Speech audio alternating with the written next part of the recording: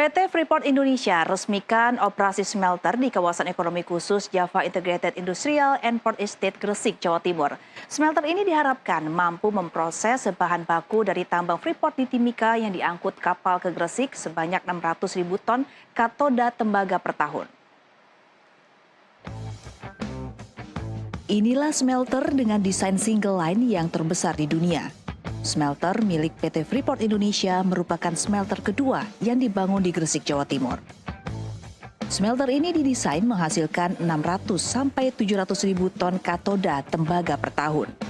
Smelter juga memurnikan lumpur anoda yang akan menghasilkan emas sekitar 50 sampai 60 ton per tahun dan perak sekitar 220 ton per tahun.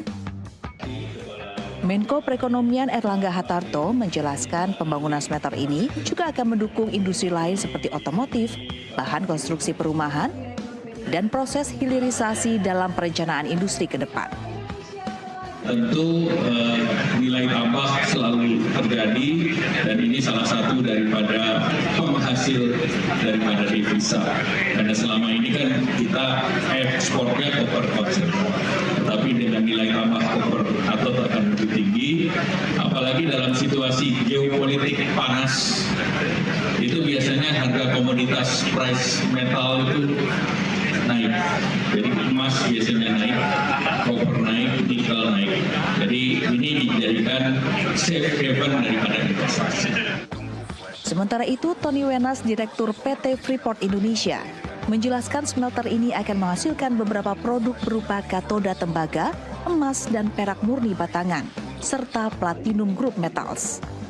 Smelter PT Freeport Indonesia ini juga dapat menghasilkan produk samping seperti asam sulfat, terak, gipsum, hingga timbal. Dan setelah itu baru kemudian kita bisa memasukkan konsentrat dengan kapasitas 50%. Itu kemudian akan terjadi di sekitar bulan Agustus atau bulan September. Itu akan terjadi sebelumnya. Dia akan bisa menghasilkan katoda tembaga di sekitar bulan Agustus atau bulan September. Itu dengan kapasitas 50%.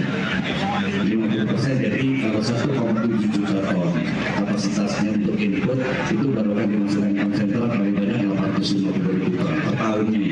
Jadi secara bertahap, tapi kapasitasnya 50% dan akan secara bertahap setiap bulan akan naik sekitar 10-15% sehingga pada bulan Desember dia akan mencapai 100% dari kapasitas.